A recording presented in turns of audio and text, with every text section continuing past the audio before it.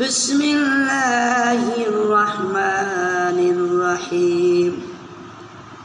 আল্লাযী খালাকা সাবআ সামাওয়াতিন তিবাকা। আল্লাহ সুবহানাহু ওয়া তাআলা আমাদের মাথার উপরে বিশাল 7টি আসমান তৈরি করে রেখেছেন। একটি আসমানের কাছেও যেতে পারে না। পৃথিবীর কোনো মানুষের সাধ্য হবে না প্রথম আসমান অতিক্রম করা।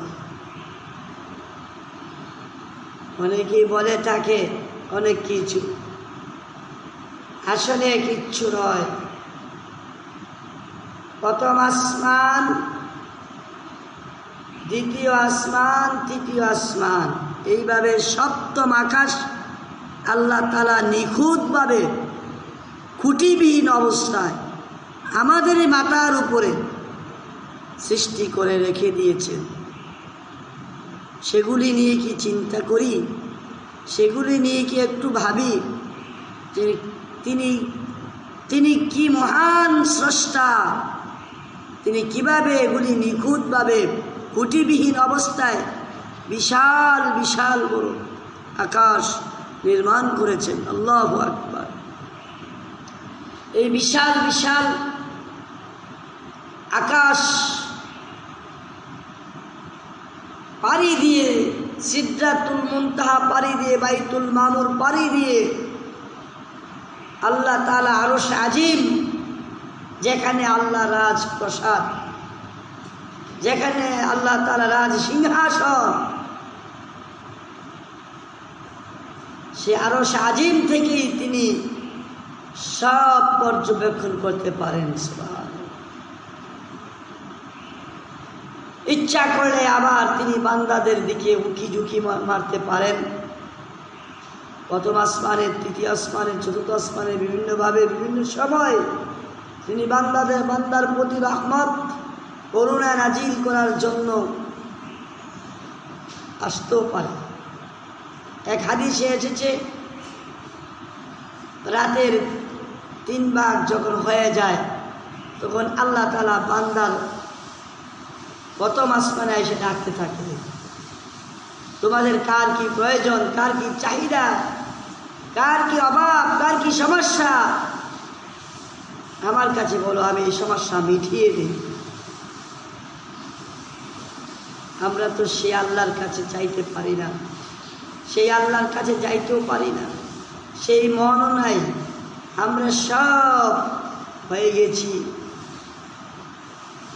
পরের উপর নির্ভরশীল। প্রথম আসমান, দ্বিতীয় আসমান, তৃতীয় আসমান, চতুর্থ আসমান, এইভাবে 7টা আসমান আল্লাহ তৈরি করেছেন 7 রকমের জিনিস দিয়া। প্রথম আসমান যেই জিনিস দিয়া তৈরি, দ্বিতীয় আসমান সেই জিনিস দিয়ে তৈরি নয়। আর প্রথম আসমানের সমান দ্বিতীয় আসমান নয়। প্রথম আসমান আর দ্বিতীয় আসমানের মধ্যে অনেক ব্যবধান, অনেক ব্যবধান। সেই ব্যবধানটা যদি আপনি শুনেন, আপনি হয়তো বিশ্বাস নাও করতে পারেন। প্রথম আসমান থেকে দ্বিতীয় আসমানের বরত্ব, আপনার হাতে যদি একটি আংটি থাকে,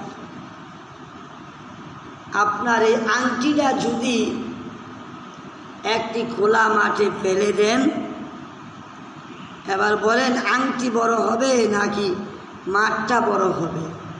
আল্লাহু আকবার। আপনি বলবেন খোলা মাঠে যদি কেউ আংটি ফালাইয়া দেয়, তাহলে মাঠের জায়গায় মাঠ থাকবে, আংটি খুঁজে পাওয়া যাবে না।